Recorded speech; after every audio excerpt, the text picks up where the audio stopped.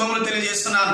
ప్రియమైన దేవుని బిడ్డలారా, మీరు అందరూ బాగున్నారు కదా? దేవుని వాక్యంలో రోజు మీరు బలపడుతున్నాను, దేవుని స్తుతిస్తున్నాను సహోదరి సహోదరులారా. అయితే ఈ రోజు కొరకైన పరిశుద్ధాత్మక వాక్కును మనం జ్ఞాపకం చేసుకుందాం. సామెతల గ్రంథం 20వ అధ్యాయం 7వ వచనం నేను చదువుతున్నాను, వినండి బిడ్డలారా. యథార్థ వర్తనుడగు నీతిమంతుని పిల్లలు వాని తదనంతరము ధన్యులగుదురు. ఆమేన్, హల్లెలూయా.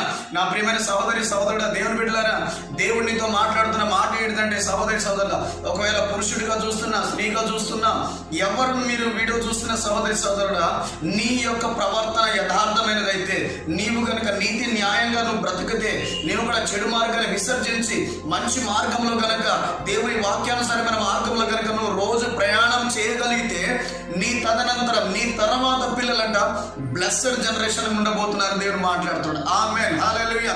ఈ క్రొత్త సంవత్సరంలో, క్రొత్త నెలలో మరొకసారి దేవుడు దర్శిస్తున్న మాట ఏంటిదంటే, నీవు బ్లెస్ అవుతూ నీ పిల్లలని కూడా దేవుడు బ్లెస్ చేస్తాను అని మాట్లాడుతాడు. ఆమేన్.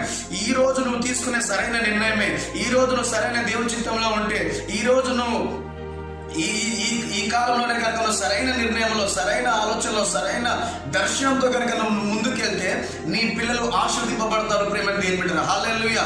మనం బైబిల్ ఎంతో మంది అబ్రహాం మొదలుకొని అక్కడ మనం ప్రకటన గ్రంథం వరకు ఎంతో మంది తర్వాత నీతిమంతులుగా ఉన్న భక్తులు, వారి తర్వాత పిల్లలు ఏ రకంగా ఆశీర్వదించబడ్డారో ఎంతో మంది మనకు కనబడతారు. ప్రేమ దేవుని బిడ్డలారా, ఆమేన్. నీ పిల్లలు రేపటి దినం శాపగ్రస్తమైన జీవితాన్ని జీవించొద్దు అంటే నువ్వు చెడు మార్గాన్ని విసర్జించు. ఆమేన్. ఈ ఉదయాన్నే దేవుడిని దర్శిస్తున్న మాట ఏంటంటే, నీ పిల్లల గురించి నువ్వు భయపడవద్దు, నీ పిల్లల గురించి నువ్వు చింతపడవద్దు, నీ పిల్లల గురించి నువ్వు ఏమాత్రం బెంగ పెట్టుకోవద్దు అని మాట్లాడుతున్నాడు. ఎందుకనంటే నీ తర్వాత పిల్లల్ని బ్లెస్ చేయబోతున్నాను. ఆమేన్, హల్లెలూయా.